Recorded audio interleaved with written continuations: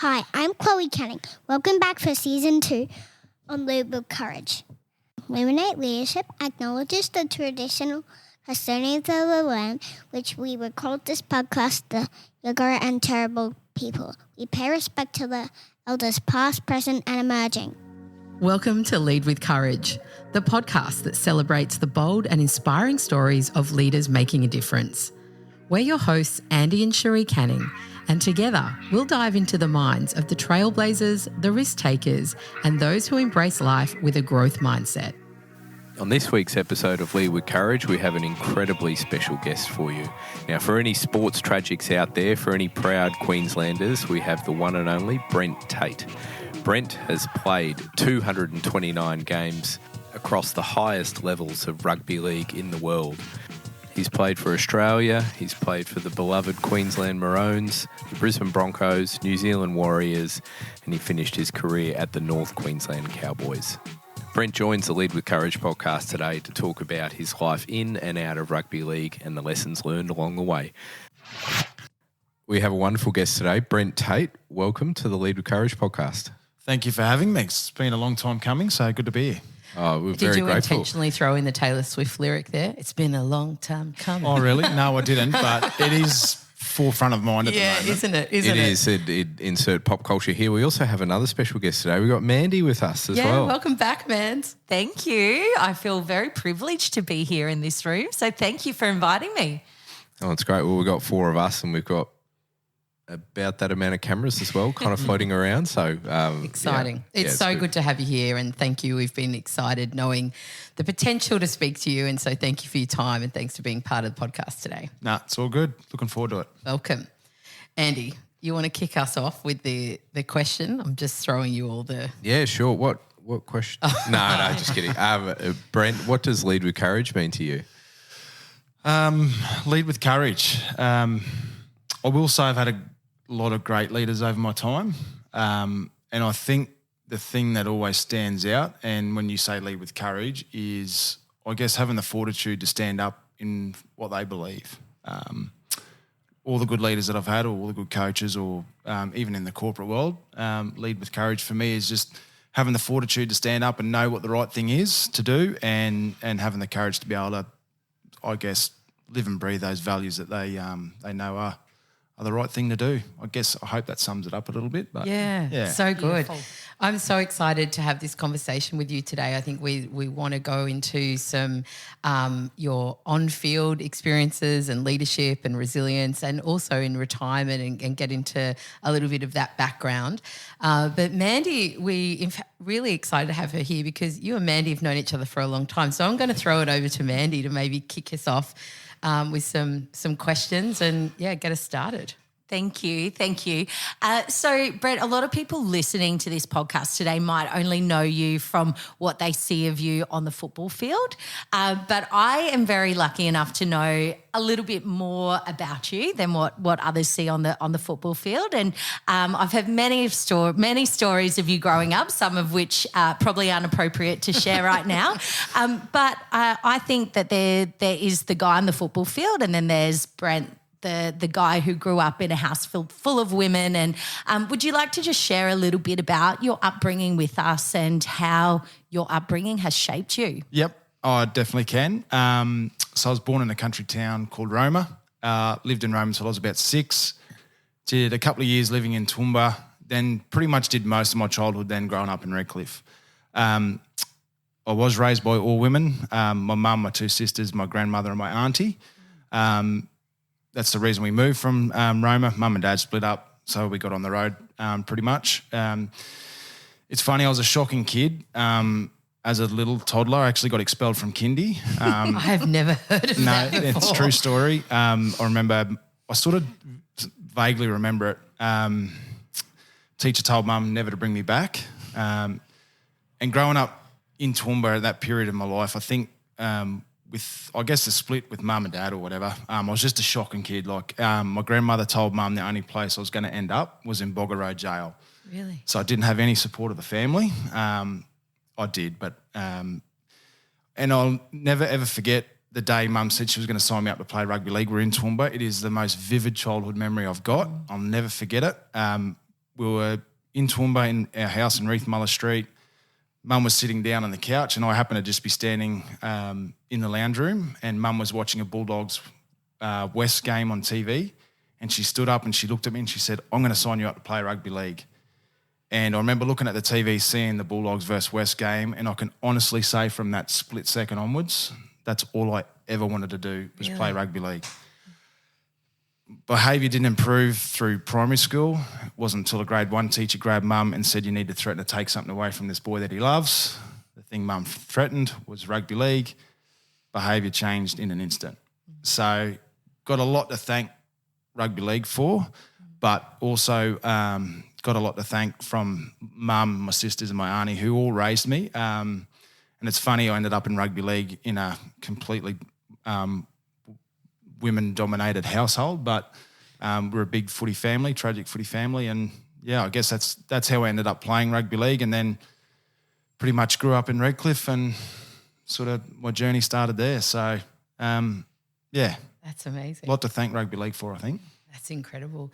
Do you remember who was playing back in that time? Oh, I don't. Terry Lamb would have been around there. Yeah, he probably was.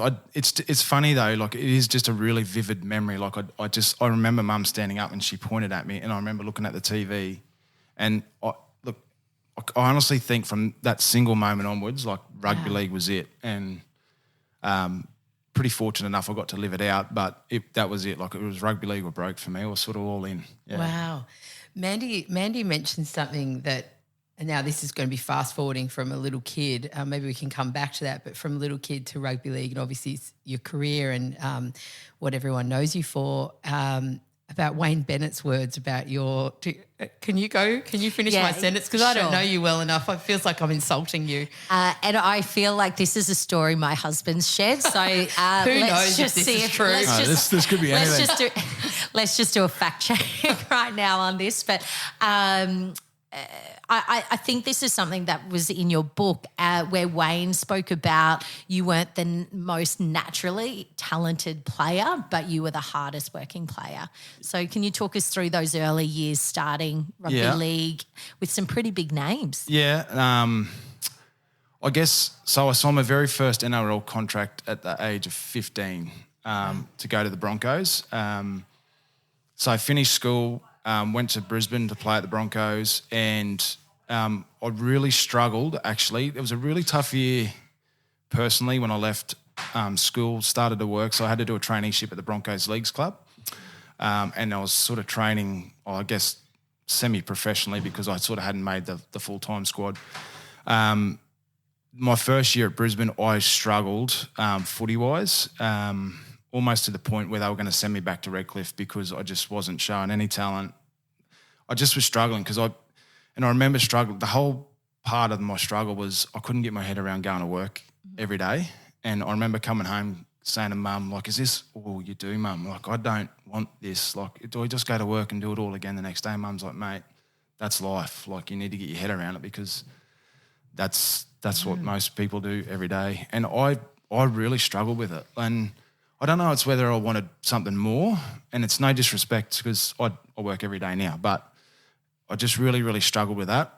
So my footy was struggling, and I was going to go back to Redcliffe, and this is the first time I ever met Wayne Bennett. Wayne had organised to have a meeting with me, and I thought it was going to be, I'm going to talk all about footy. We're going to sit down, he's going to tell me what I'm doing wrong, and it's going to fix everything I'm going to do. I remember sitting down with Wayne, and not once did we ever talk about footy within about an hour's conversation. All Wayne talked to me about was what was going on with my life away from footy. He started talking to me about things like words I'd never really heard, like he was talking to me about discipline. Did I have any structure around home? Did I have any routine? And I'm sitting there going, he's like, and I look back now and I go, look, it's so simple, but when he was asking, I'm sitting there going, like he said to me, what time do you go to bed each night? And I'm like, oh, mate, I'll start playing Xbox. I don't have a time. He goes, what time do you get up in the morning? I'm like, well, just whenever I get up. Some mornings I'll sleep in. You have breakfast. And I'm thinking, mate, so my life's all over the shop. You're 15, right? Yeah. Well, I'd left school at this stage, so I was a bit older. Yeah, but still I was a kid. And I'd never heard these words. And I remember him sitting down saying, Tatey, until you put some structure, some discipline and routine around your life, you're never, ever going to be the football player you want to be. He talked about little things like going to bed at the same time every night, getting up at the same time every morning.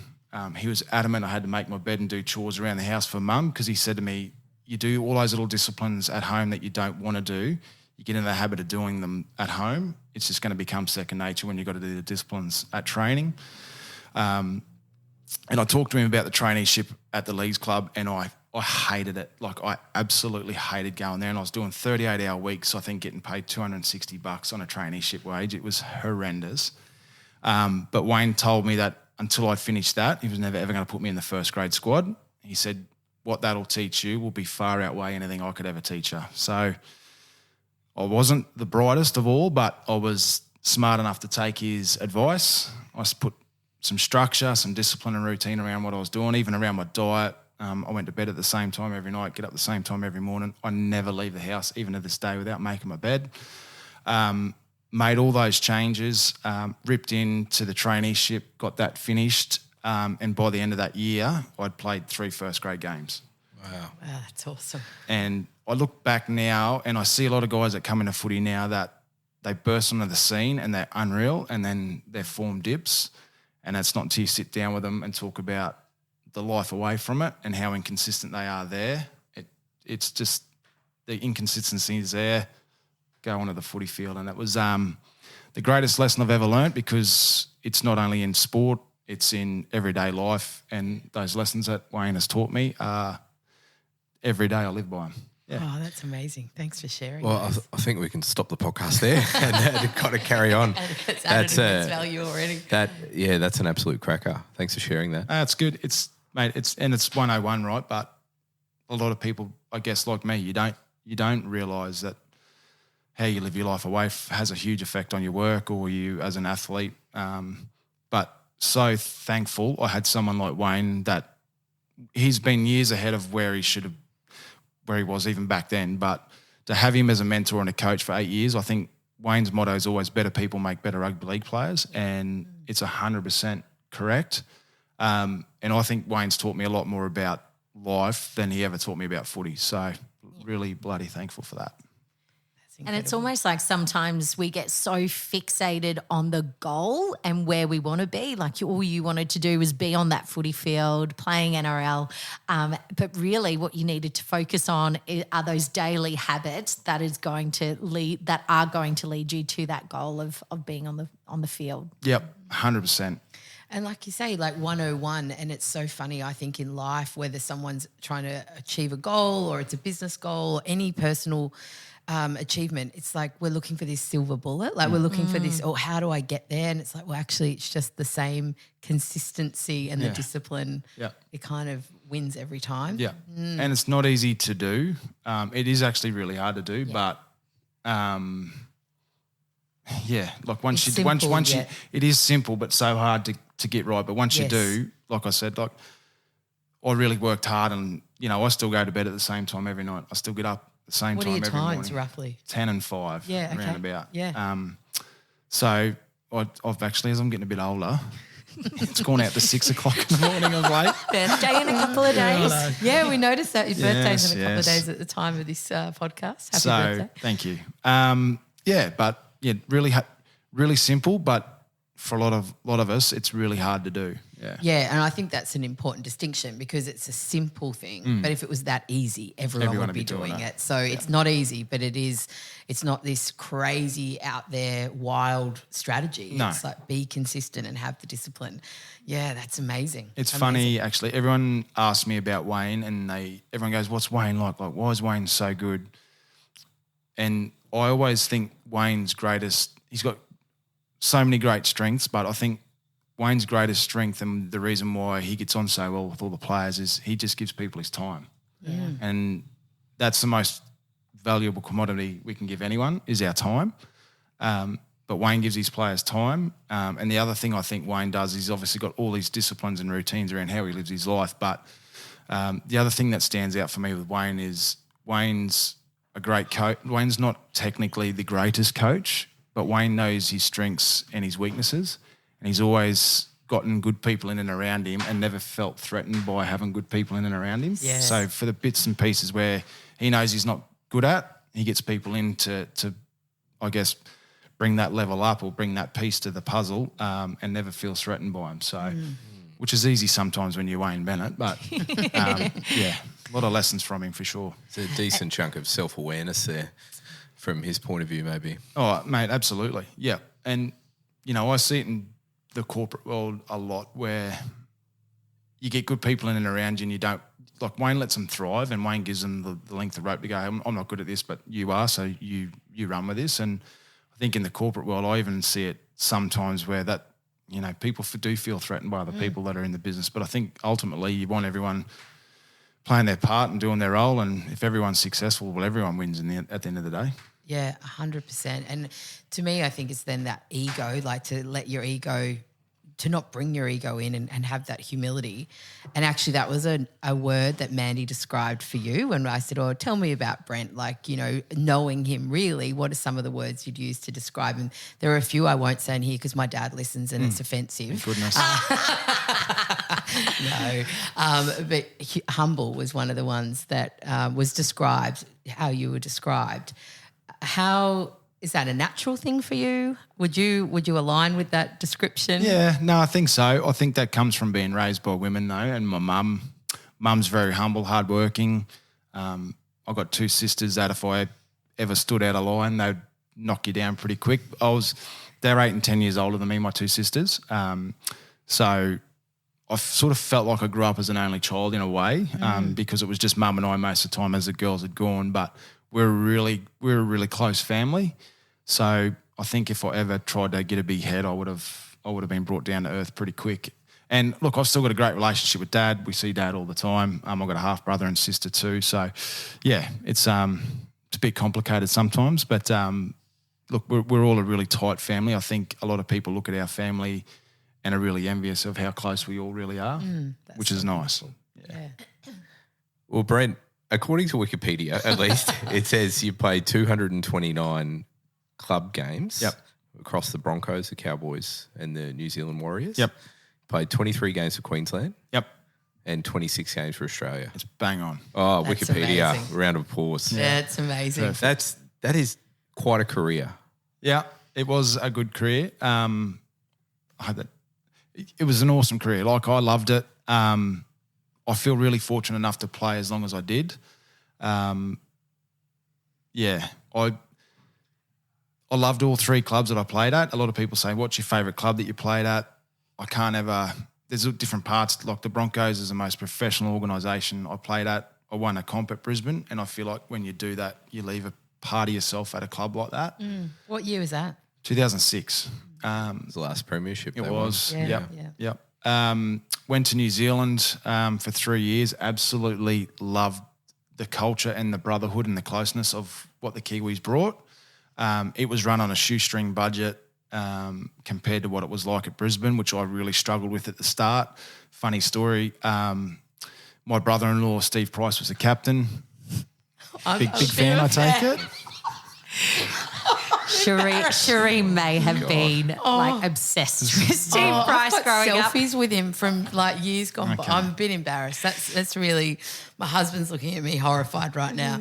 I was quite a fan, yeah. No, But that's please good. share your story about Sorry. Steve Price. Your with us. brother-in-law. It's fun. Look, so I went to New Zealand and I remember we were training and doing some drills, and I must have kept saying, Brisbane, we do it like this, or Brisbane, we do it like this, because I thought Brisbane was the centre of the earth, like it was the only club in the world.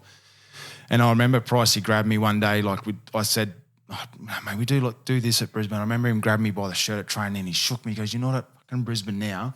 You're at the Warriors, and there's different ways to skin a cat. And I sort of sat back and I was like, yeah, you're right. I'm not at Brisbane, and I need to get on board with what we're doing here. And there are different ways of doing it. Like, Brisbane's not the only club in the world. And it was a really game-changing point of view of how I viewed the Warriors. It was almost like, right, I'm going to just buy into what we're doing here. And I absolutely loved it. It was such a good club. And then finished my career at the Cowboys for 4 years and never really felt part of a community or what a community felt like until I lived in Townsville, because it's that regional town. It's a big community. So all different things about the different clubs that I loved. Playing State of Origin, there's no higher honour than playing for your country, which I absolutely loved. But there's just something about playing for Queensland that I absolutely loved. And even throughout my career when I had injuries and stuff, a big driving factor was always to get back into that maroon jersey. Yeah. Oh, I'll bet it was. Got goosebumps thinking about that. Being a fellow Queenslander, I'm probably tuning into every single game that you played and cheering it on. Go. Is this when you tell Brent that I was born in Sydney and I'm a Blues supporter? You are not. Oh, I can't help it. I can't help where I was born. I'm so sorry. My daughter, She's kind of started to. I notice your allegiance is starting to change. We've got a daughter, Chloe, and she's a proud Queenslander. In fact, one day, I think my old man, we went round to their house to pick her up. Yeah, and then we go. She's like 4 years old. We walk in the door and you just hear her going, Queenslander. So we're on the right track there. This is kind of a shameless story from my point of view, but I guess I wanted to chuck it in there and maybe get your thoughts on some moments as well. I've played golf a couple of years ago. I turned up kind of for a round. I was just going to play with a mate. I didn't know who I was going to play with. And we walked in the pro shop and they said, oh, you're going to play with a couple of guests today. Please make sure you show them a good time. You know, they're nice guys. I'm like, yeah, okay, cool. All right, no worries. So we turn up to the first tee and there's Cameron Smith there.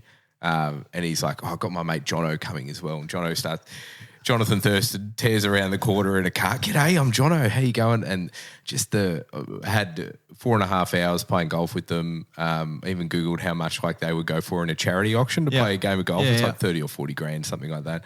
And it was just my mate and I, and we had the best time. We had lunch afterwards, and they were so generous and so kind with the stories they would share. And one question I asked them kind of through the round, like, what was your favourite footballing memory? And for JT, he was talking about Origin. Origin he said it was pretty hard to go past that, you know, to pick any of the series wins we had or any of the back to the wall kind of moments.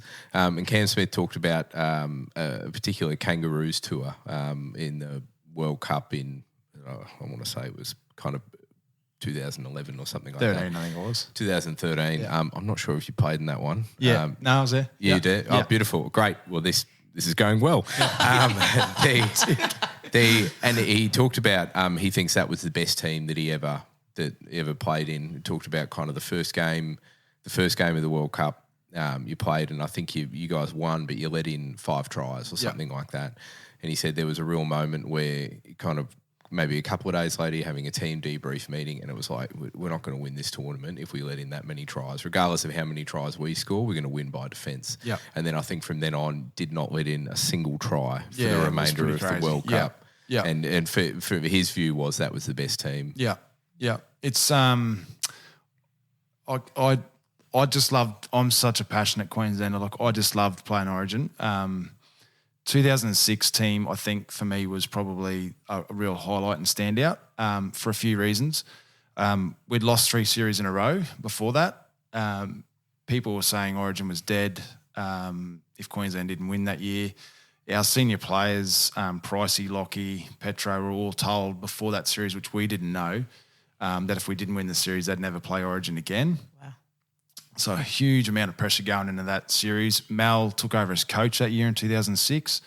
I think he debuted in the first game 6 debutants, which is unheard of at that Origin level.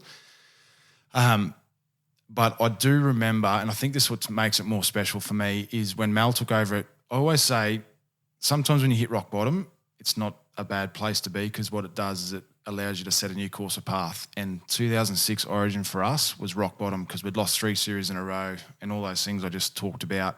There was a lot of pressure, but they brought Mal in as coach. The start of the year, and I think it might have been like December, January, Mal got 45 potential players that could have played for Queensland into Royal on the Park in Brisbane. Got us all in a big room and basically sat us all down and said, I want you to break up into groups and go away and write down on a piece of paper how you want to be viewed by the Queensland public, both on and off the field. Wow. So we all broke up. We all went away, wrote down all these sort of words and sentences around how we wanted to be viewed by the Queensland public. We came up, wrote it all on the board. Mal then brought in a lot of the older guys who he wanted us to understand the history and what it meant to put on the Queensland jersey, because he thought it lost what it meant to play for Queensland.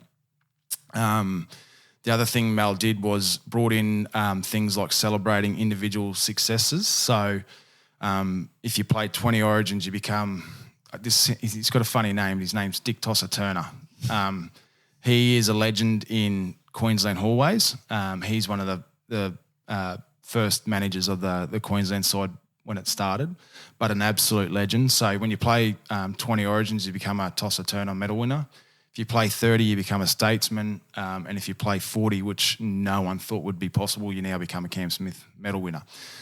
So that meeting at Royal on the Park, we come up with what is now called the Queensland Way, which at the end of the day, all it is a set of team values and behaviours that we come up with as a group that we wanted to be viewed by the Queensland public, both on and off the field, and is now the Queensland Way. I know Billy still uses it.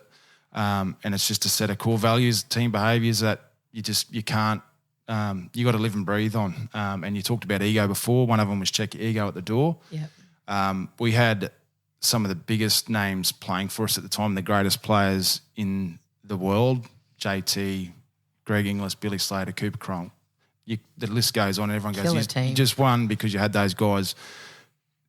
That's not true. We won because we lived and breathed those team values, which was team first. You didn't do anything personally that didn't benefit the team when you're in camp. And those guys who were the leaders and the biggest names were the ones who drove those behaviours daily when you're in camp. And they were just good guys anyway, but they're the ones that, I guess set the standards. And I reckon that's a big reason we had so much success over a long period of time, is because we had that meeting that we had, and everyone brought into those values and team behaviours, and that was it. We went on and won 8 in a row.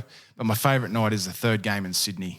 Melbourne, when we won that night. It was probably one of the only nights I walked off the field personally thinking, like, job done, like we've done it, like it tick in the box. We've saved Origin, it felt like, which is not the case, but felt like it at the time. Yeah. That's amazing. Yeah, That's amazing.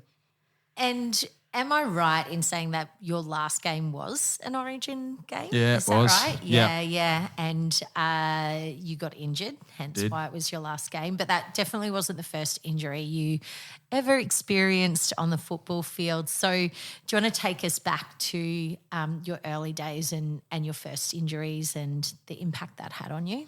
Yep. I do say footy gave me a whole lot, but it's taken a hell of a lot from me as well.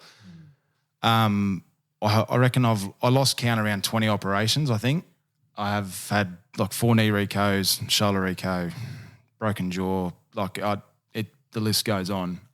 So I never ever begrudge any footballer getting paid what they get paid, because it's tough, and to be good at it, it controls your whole life on and off the field. The biggest, well, not the biggest injury, but one of my first injuries was my neck injury. So I used to play with a neck brace, which you said you're familiar with. Yeah.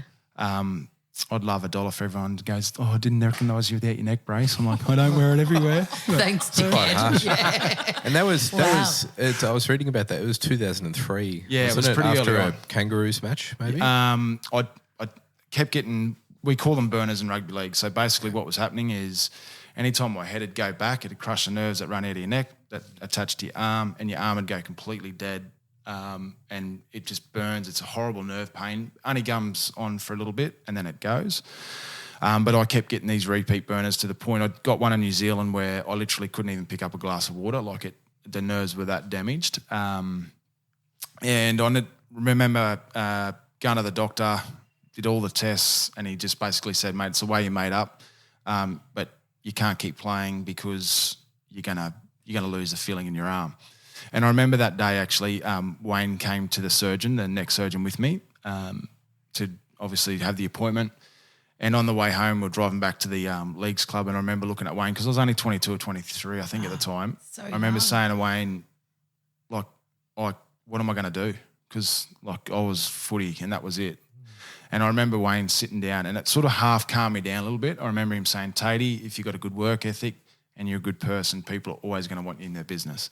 And that sort of, I was like, oh, okay, I'm not, useless. Like, oh, there's probably going to be a life if this doesn't all work out. But we end up coming up with the neck brace, which basically would stop my head from going all the way back, which would stop that last 5 or 10% of compression on that nerve. And 12 years later, playing with a neck brace, I kept playing. So, yeah, it's pretty amazing.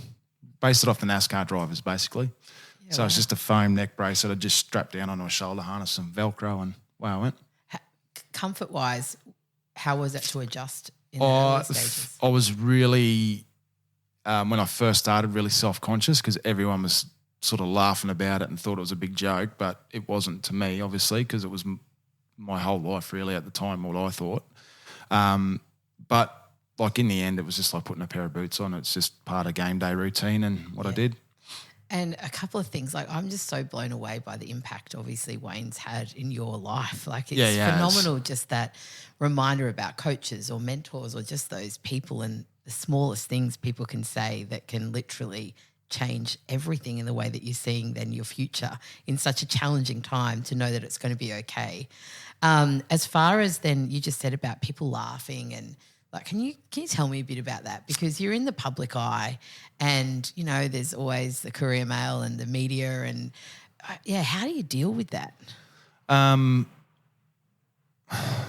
read it. Don't listen. Yeah, okay. It is hard though, and it's completely different again now because everyone's got social media and the world's completely different. Back then it was pretty easy to ignore because if you didn't read the paper and you didn't watch TV, you could cocoon or shelter yourself from it.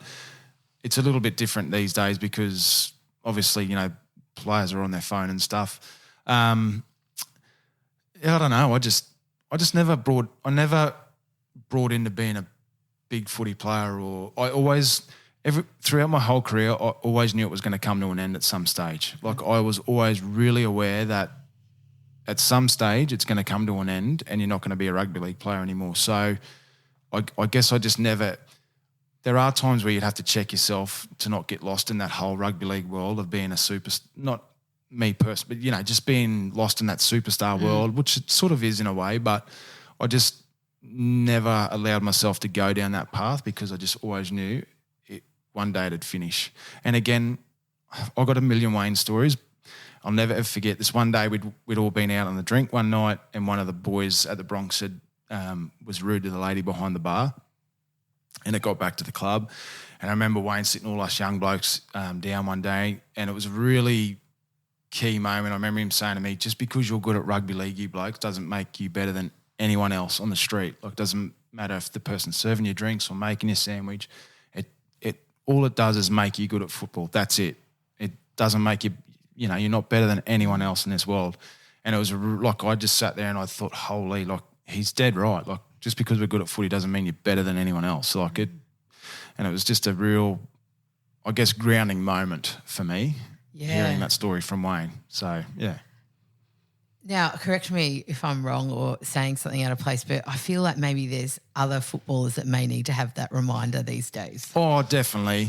But you know what? On a whole, I think they're all pretty good. Like some of them every now and then, but man, it's we've got to be sympathetic sometimes. Like a lot of these guys come from bad backgrounds. They get a lot of money. There's a lot of fame. There's a lot of, and it's so easy to get swept up and lost into that. And a lot of the time they go to advice to mum and dad about money and those sort of things, and mum and dad haven't got money. Like, so there's so many pitfalls and traps around these young kids that come in, and where at the end of the day, I'm a bit on the fence with it. Like, I'm like, if you take the paycheck, that comes with that responsibility, so you got to live up to that. But young men and people do make mistakes. Yeah. And it's just part of growing up. But unfortunately for those guys, when they do, there's big consequences now. Yeah, and these days there's cameras and photos and everything everywhere. So, yeah, fair enough. It is fair enough. I don't think that people always have that empathy or that perspective to go, well, you know, imagine if you had that scenario, how are you going to act? Yeah. Need the grounding. It is, and it is so easy to. I could imagine now it'd be just so easy to get lost in it, and it'd be tough. It'd be a lot tougher than when we were playing, I think. So tell us, going back to your injuries, Sorry. No, that's me. I'm going off on tangents. I just want to know all the things. But so you've got your neck brace. Can you just talk through like the fear or what emotion? I'm assuming fear, but, if you've got this injury, how much is it playing in your mind around it not getting worse or re-injuring yourself? There's a fair bit of fear because I was obviously afraid. I was afraid of the pain because the pain was like when you got them, it was excruciating. So I was probably more fearful of that than anything else, really, to be honest. I think the ways I got around being able to come back from injuries is I was always really mindful of, and again, this is another lesson from Wayne, just controlling what you can control and the rest is really white noise, I guess. So I was always really mindful of doing my rehab properly. Like I always had good work ethic. We mentioned that before. I always had a really strong work ethic. So anytime a doctor or a physio told me to, do something in and around my injuries, I would do it to the nth degree. Like my discipline around that was like I just wouldn't have, if they told me to walk 400 laps, I would walk 400 laps regardless of what was going on. I had to get that done. So my thought process around coming back from injuries was I'll do the rehab to the absolute nth degree to what they told me to do, get it as strong and then do my absolute best. So if I come back and re-injure it, well, I can look back and go, you know what, I'm okay with it because I've done everything I can control and I've got no regret. So, and getting over that fear and of coming back and playing, I think the way I dealt with that was just by preparing the best I could. And again, through rehab, making sure I did all my training. And yeah, mate, I had doubts throughout my whole career. My last Origin game or that last series, I remember one of the games I got so worked up and I remember running out and I didn't play well because I'd burnt too much nervous energy and I'd played 23 games and I still wasn't immune to getting it wrong on the day. Yeah. So that doubt and nervousness was always there, but I guess I just go back to having a good preparation, having that discipline and routine around preparing as best I could. And just for me, I used to say to myself, well, the rest is up to the footy gods. That's how I used to actually self-talk. Yeah. That's cool. Maybe it takes – sorry, you go. I was just going to say I've never asked you this before, but I'm really curious to know, what was that moment like, your last injury, your last game, like that moment where you realise, this is it? Like that. This is really vivid. There's 4 or 5 vivid things that happened throughout my career, and this is one of them. I'll never ever forget this. It's as clear as day. I'd had 3 knee reconstructions, and I knew I was only one more away from being done. Again, did all the rehab and stuff, and just thought to myself, well, it does happen. Again, it's up to the footy gods. If it does, it does. If it doesn't, it doesn't. I'll never, ever forget that Origin game. I stepped off my right leg and I felt it go and I hit the ground and there would have been 60, 70,000 people there, and I remember everything just went completely quiet. And I remember, I get goosebumps actually talking about it. I remember going, shit, I've done my knee. I'm never playing again. And I cannot even begin to explain this feeling. And excuse my French, I remember going, thank fuck that's over. It was almost like this whole pressure of it just, I said to my mum, the only way I can explain it is like someone had cut the rope around my chest. And for my first time in my adult life, I was like, I can breathe. Wow.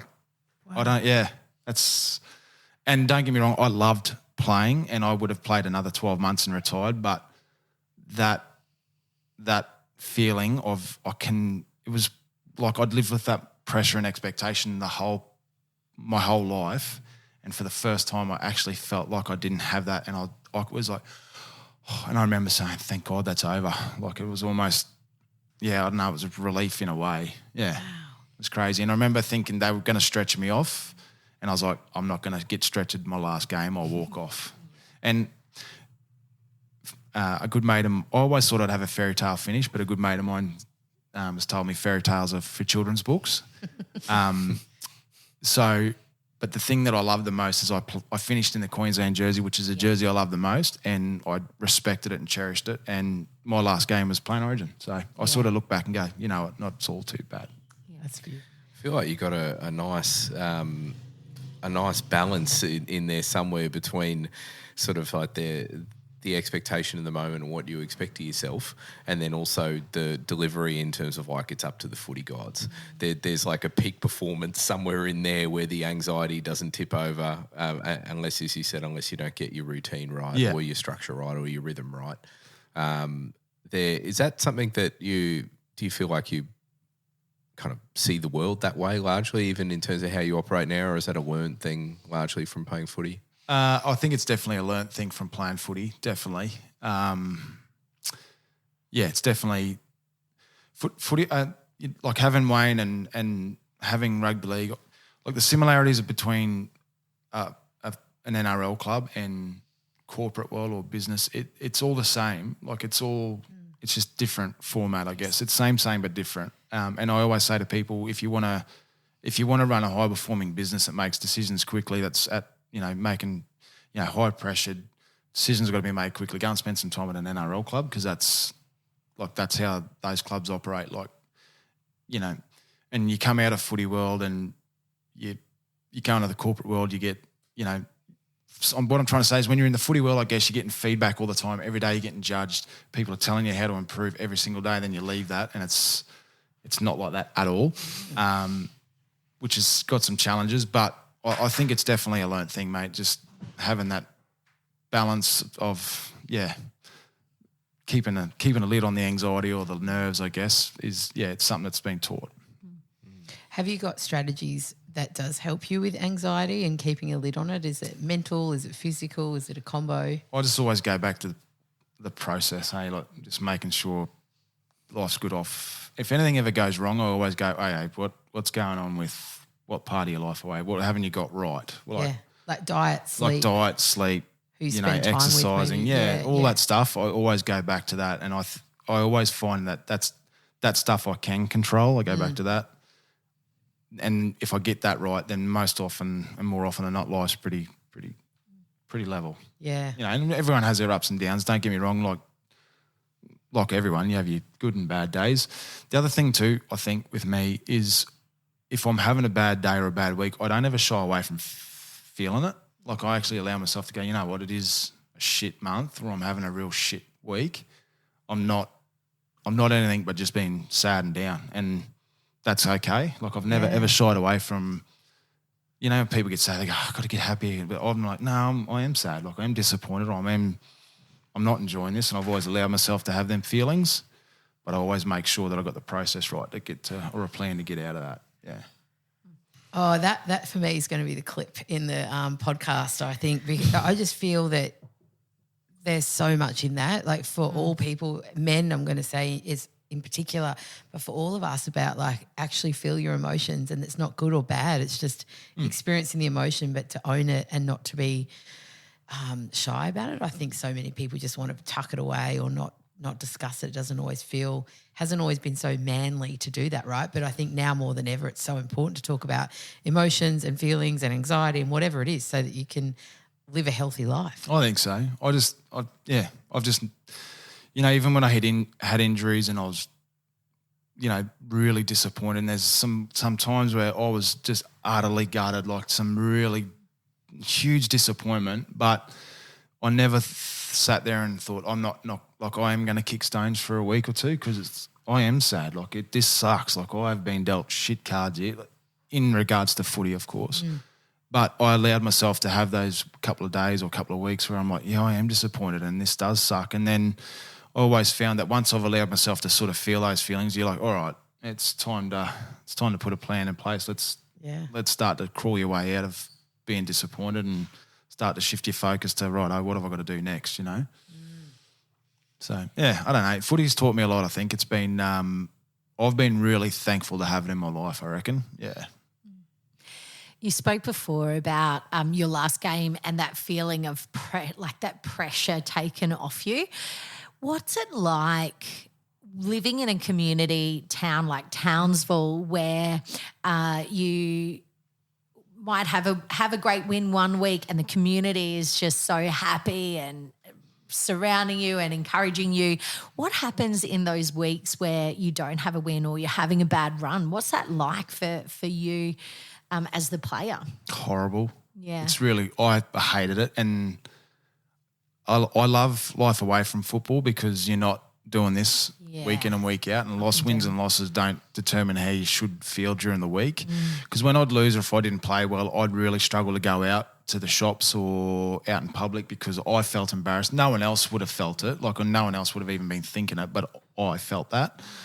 So I think when I talk about the pressure and expectation and life being a bit more level is because of, all the combinations of those sort of things. So I found it really difficult, to be honest. And now that I don't have that part of my life, I just love that life's a lot more. I'm not riding the roller coaster because rugby league, wins and losses week in and week out determine how your week goes. And I did that for my whole adult life, and it was so nice when I didn't have to have that. Yeah. So who is Brent Tate now post rugby league? Oh man, I've had. That's a hard question actually. I'm still that sort of disciplined person. I still don't think I've found the thing that I'd love to do work-wise. I don't ever try and replace what footy gave me because that I'm never going to get that. And I'm, again, really acutely aware of what rugby league gave me. Nothing's ever going to replace that. How can you replace what rugby league gave me from a high point of view? So I don't chase that, but I still think I'm sort of finding where I want to go. I'd love to find something that I go, you know what, this is going to be the next 10 years of my life. That would be nice. I don't think I've found that yet. But, I've worked in the corporate and commercial space at the Cowboys. I worked in health insurance for 4 or 5 years, and now I'm doing energy broking with a mate of mine. And I've worked in all sort of different parts of different businesses, and it's been good. I've enjoyed life away from footy because for a lot of guys it's a real struggle. Yeah, I was curious to ask you about that. I know that the energy broking. No. Otherwise known as power broking. One of a connection or a friend of ours, Libby Trickett, she's got a podcast and she talks about to athletes post in retirement, and it's so fascinating listening to those stories. And I know that was something that she's publicly talked about, how difficult that was for her when she finished swimming to go, who am I? What do I do in this world? And I guess what was those first couple of years of transition for you? Yeah. I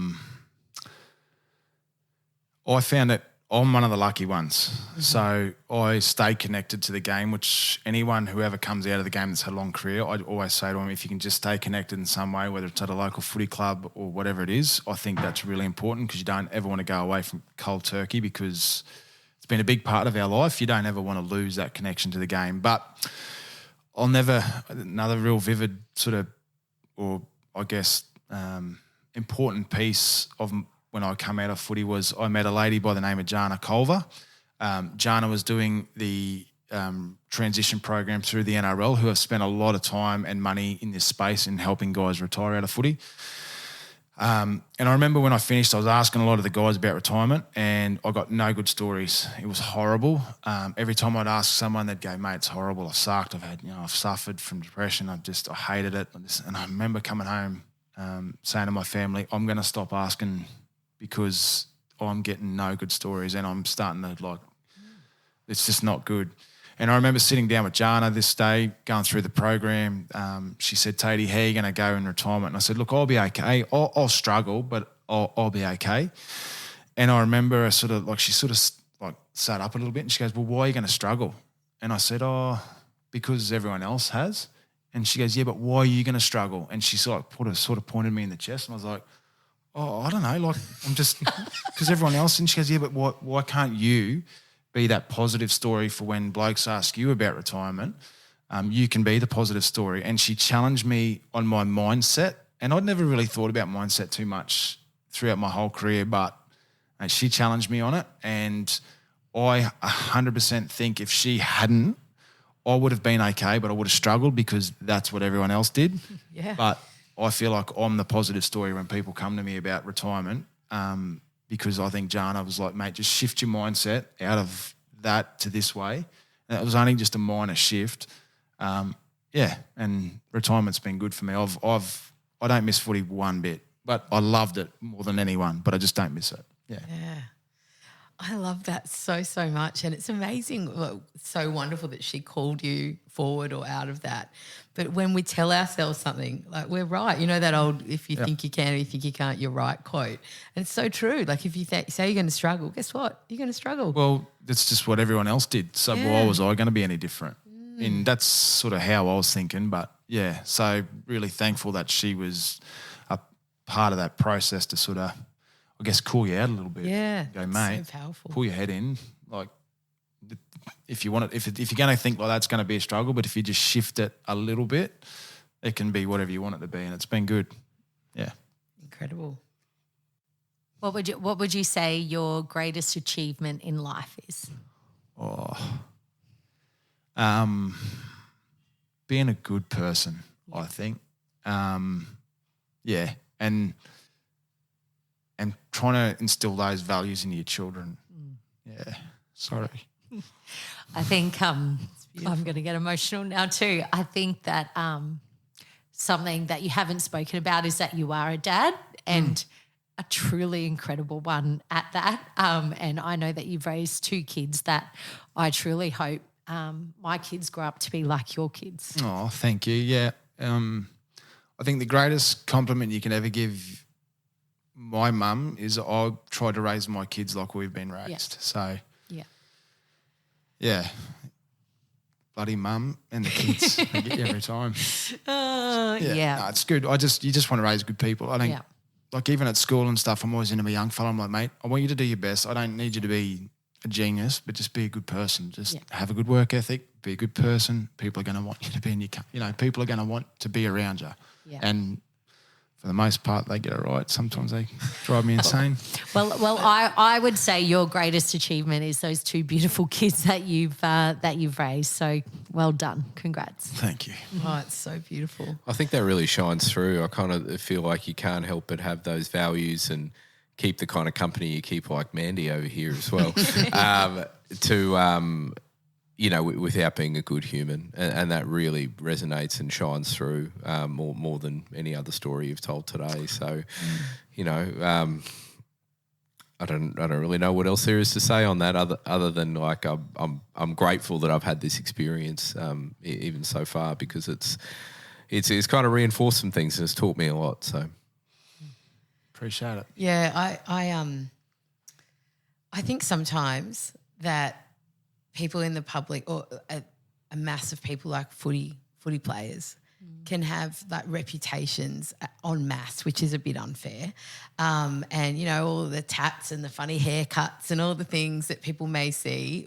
And I'm just sitting here going, wow, what an honour it actually is to meet you properly and hear the humility and hear your story, or pieces of your story, and like, wow, this to me is like absolutely 101 role model of sports people and athletes, and what then little boys and little girls can look up and go, that's what I want to be like. And I just think it's incredible, and I have so much respect for it, because sometimes when people get caught in the money and the fame and the success and the want for achievement, if they can forget actually the impact they're having, like the role models they actually are for the community and for people. And to me, obviously we work in leadership, so that's kind of what we're passionate about. But I think the role model that you are as a human being, it's quite phenomenal. So it's I feel so privileged that you're here sharing part of your story with us. Oh, thank you. I'm not perfect by all means. No, Mandy did mention that.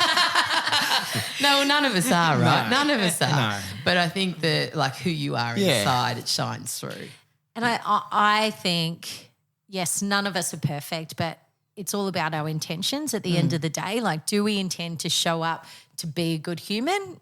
And that's what it's all about, and 100% you do. Yeah, I do appreciate it. It's been good to be here and share some stories. It's nice to share stories because, again, as I said, none of it's rocket science. Like, it's actually really basic, but it is sometimes hard to do because, like you said, everyone would be doing it. But, I've had some really great men. Like, I've got a great family. That's the first and foremost. I've got an awesome family.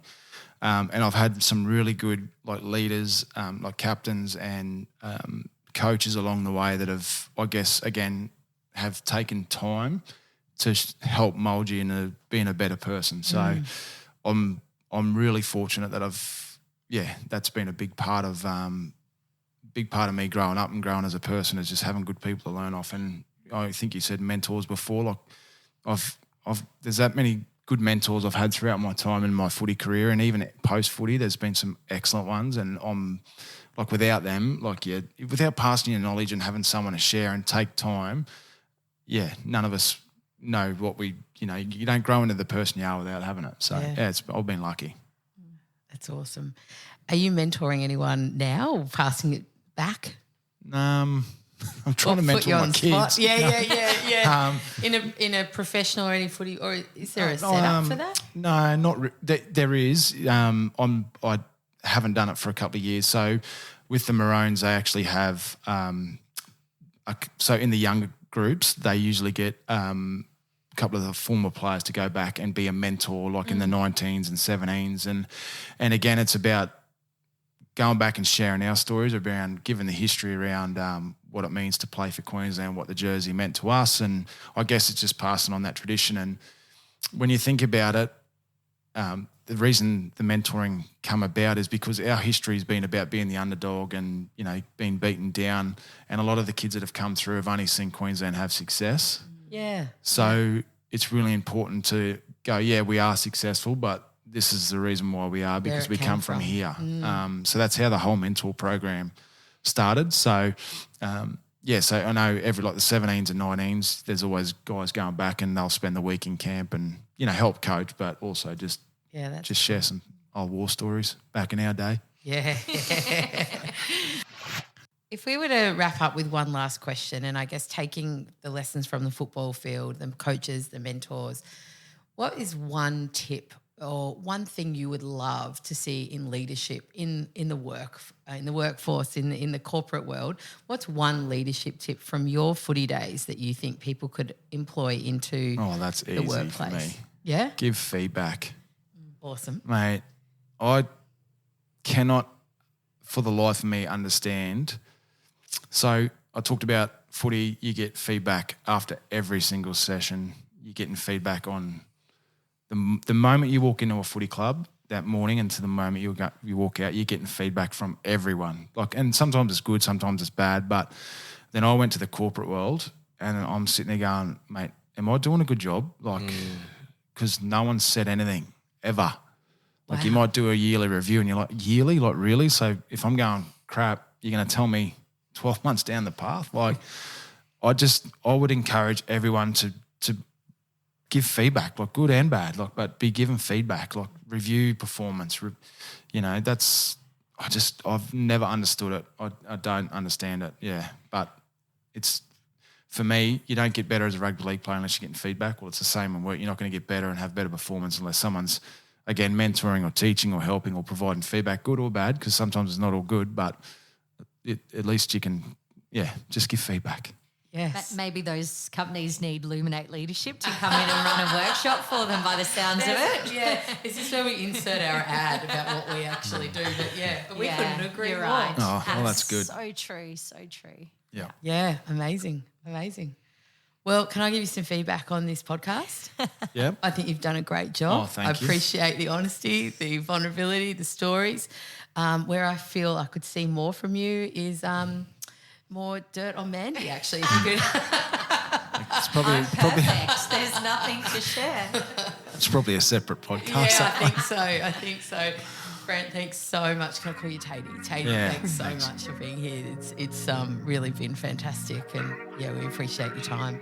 Awesome, loved it. Good luck. Hope it all goes well. Thanks, Tatey. Thanks, mate.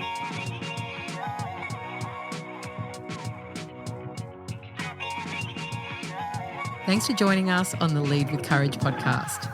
We illuminate leadership, and it's our mission to inspire and grow the leaders of today to create a better tomorrow. We hope and trust that this episode has given you some insights and joy to empower you to live your biggest, best life. If you did enjoy the episode, we'd be so grateful for you to rate and share wherever you listen to this podcast. And until next time, go and lead with courage. Luminate Leadership is not a licensed mental health service or a substitute for professional mental health advice, treatment, or assessment. Any conversation in this podcast is general in nature, and if you're struggling, please see a healthcare professional or call Lifeline on 131114.